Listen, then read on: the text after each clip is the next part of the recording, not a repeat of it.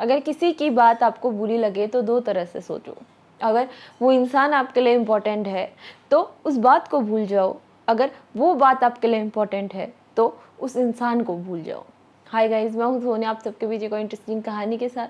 कहानी दिल से। संध्या एक बूढ़ी औरत थी। उसके पति का निधन हुए काफ़ी समय हो चुका था। वो अकेले रहती थी। उसका व्यवहार गांव वालों के प्रति बिल्कुल भी अच्छा नहीं था। वो अपने खेतों की तरफ जाल बिछाया करती थी और पूरे गांव वालों से कहा करती थी कि वो जाल इसलिए बिछा रही है ताकि वो जंगली जानवरों को पकड़ सके। लेकिन उसके जाल में रोज ना रोज किसी गांव वाले का मवेशी फंस जाता था और उसकी मृत्यु हो जाती थी। लेकिन कई बार जब उस औरत से बात की गई तो वो कहती थी कि उसने ये जंगली जानवरों के लिए बिछा रखी है। उसका रवैया गांव वालों के लिए बिल्कुल भी अच्छा नहीं था। उस औरत को ये सब देख के बहुत मजा आता था। उसे बहुत खुशी होती थी जब कोई दुख में होता था। वो इसी तरीके से सबके घरों पे जाके उनकी आपस में लड़ाइयाँ करवाती थी। धीरे धीरे गांव वालों को उसकी आदत का पता चल गया था।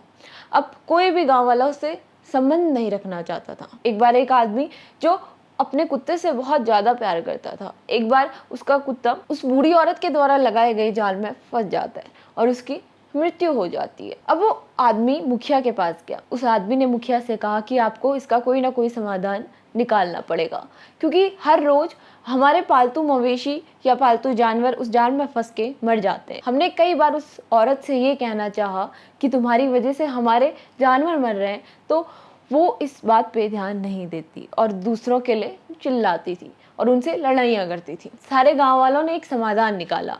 जिस जगह पे उस औरत का घर था, जिस जगह पे वो जाल बिछाए रहती थी जंगली जानवरों के लिए, उन्होंने उस रास्ते को ही छोड़ दिया। गांव वाले दूसरे रास्ते से जानवरों को ले जाने लगे।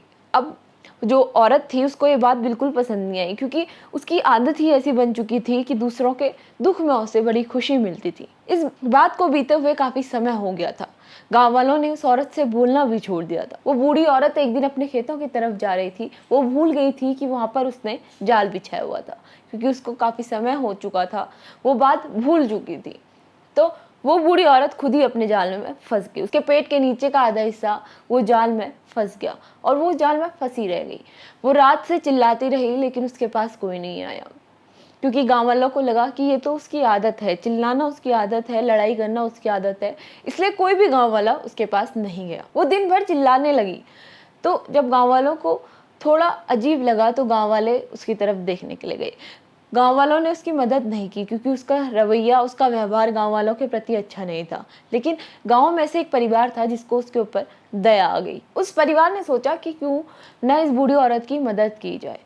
तो वो उस बूढ़ी औरत की मदद करने लगे। उन्होंने जाल को काटा और उस बूढ़ी औरत को बाहर निकाला। लेकिन जैसे ही वो बूढ़ी औरत जाल से बाहर निकली, वो उस परिवार वालों पर चिल्लाने लगी जिसने उसकी मदद करी थी। वो कहने लगी कि तुमने मेरा पूरा जाल खराब कर दिया।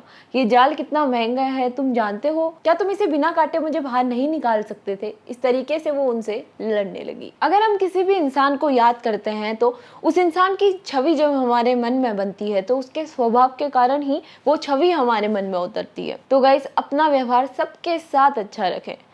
न जाने कब किसकी मदद आपके काम आ जाए। तो गाइस, यही थी मेरी आज की छोटी सी कहानी। आपको कहानी कैसी लगी मुझे कमेंट करके जरूर बताइएगा। अगर आपको कहानी अच्छी लगी तो इस वीडियो को लाइक कीजिए, शेयर कीजिए। मिलते हैं आपसे अपनी अगली वीडियो में। इतनी गर्मी पड़ रही है तो चिड़ियाओं के लिए दाना और पानी जरूर रखें। तब तक के लिए गुड बाय, टेक केयर।